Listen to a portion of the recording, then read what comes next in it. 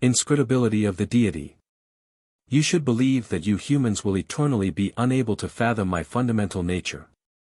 It is not possible to make you understand what I am in essence, for your thinking is still limited, and thus you are incapable of comprehending the infinite. Infinite, however, is the spirit for whom you created the term God. And what this spirit is in itself again cannot be explained to you either, because he has no form and you always imagine everything in existence as a form, especially when it is of substance, thus when it possesses a thinking will. I, however, certainly exist but am not conceivable in any shape. I am unlimited strength which works without limitation. And thus, this strength permeates the entire universe, it permeates every physical and spiritual creation. And it always and forever works in lawful order. For a thinking will directs this spiritual strength according to a plan in love and wisdom. This thinking will entitles you to imagine a being, you just may not give this being a form but have to regard everything that is visible to you and all spiritual creations as imbued by my strength of love, by my spirit, with which, however, you are able to make mental contact, because I myself am a thinking being. My fundamental nature, my spirit, my love, my strength, everything is the same. The all-pervading strength is God, love in itself is God. The spirit is God. And yet God is a being, for a thinking will determines how the love, the strength, the spirit expresses itself, it determines my every reign and activity. And though the strength of love dispersed itself into countless tiny sparks, each tiny spark is again the same as I myself, a spirit with the same characteristics as I myself, only extremely small, and yet powerful, for it is a carrier of the eternal Deity itself again, or it could not continue to exist if it were not permeated by my strength of love. And thus, the human being can indeed liken himself to me myself, because you all are images of me. Nevertheless, you are finite beings, you are a part of me which has to be looked upon as finite as long as you are still imperfect.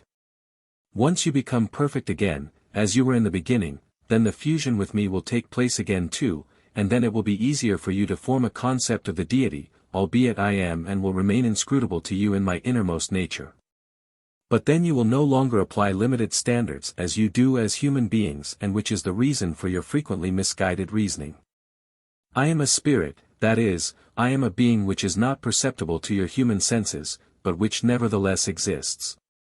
Which, however, is a being because you can recognize meaning and purpose in everything I brought into existence and thus arrive at the logical conclusion of a might capable of thought and will.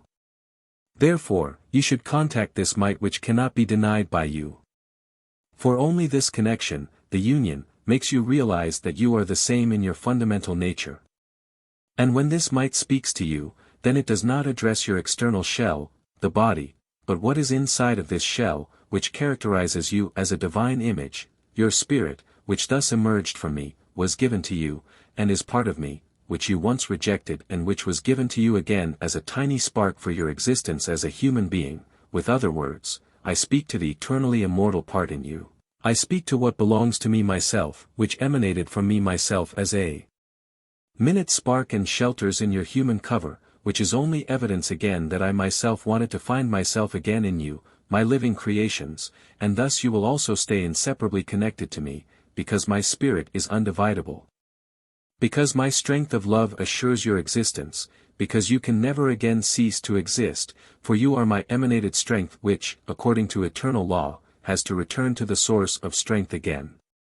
You will only understand all this in the state of perfection. Your thinking will no longer be limited, but you will also know that I am a being to whom all your love belongs, you will know that I am love myself, and you will understand why you were unable to grasp all this as a human being.